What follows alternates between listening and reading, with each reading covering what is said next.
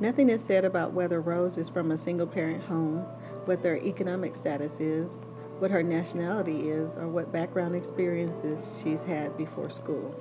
The fact is, Rose can be anyone.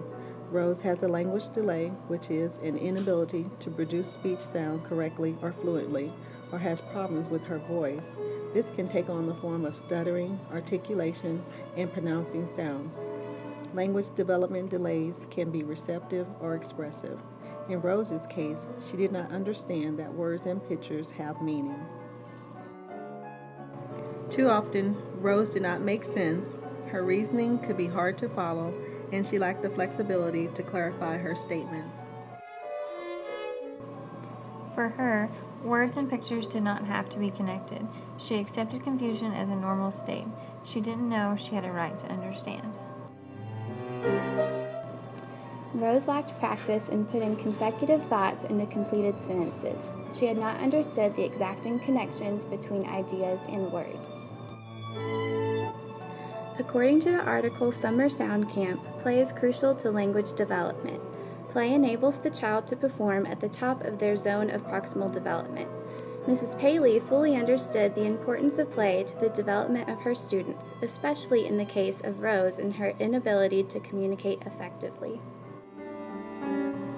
The article also explains how important scaffolding is and how each child's needs are individual and unique. Ms. Paley demonstrated a knowledge of this by asking divergent questions to help Rose completely formulate her story. The article also explains how a language delay can lead to future reading difficulties. We know that Rose is already experiencing these difficulties because while they were reading The Five Chinese Brothers, where one brother swallowed the seed, in Rose's enactment it was evident that she heard seed instead of see. Rose did not know how to use text and pictures to comprehend and make meaning of what she was reading. The lesson I learned from Ms. Paley's teaching is how important cooperative learning is and how children learn first intermentally and then intramentally. Mrs. Paley always had the children working together, and in Rose's case, she learned best this way. I plan for my classroom to be full of social interaction and intentional play so that the students can learn from one another. The lesson I learned from Mrs. Paley's is how providing a safe, loving, respectful, cooperative environment is a crucial element in setting the proper stage for learning to take place. In Mrs. Paley's class, everyone saw themselves as a vital part of a community of learners.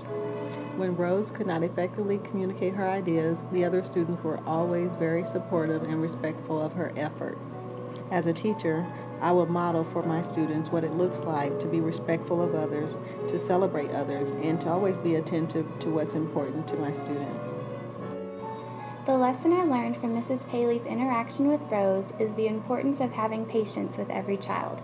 Mrs. Paley did not always understand what Rose was trying to say, but she always took the extra effort to find out. Mrs. Paley would ask questions or get another student to explain Rose's thoughts and ideas. She never got frustrated. As a teacher, I plan on always practicing patience with my students by allowing them the opportunity to express their thoughts and ideas by doing whatever is necessary to understand them, because every child deserves a voice.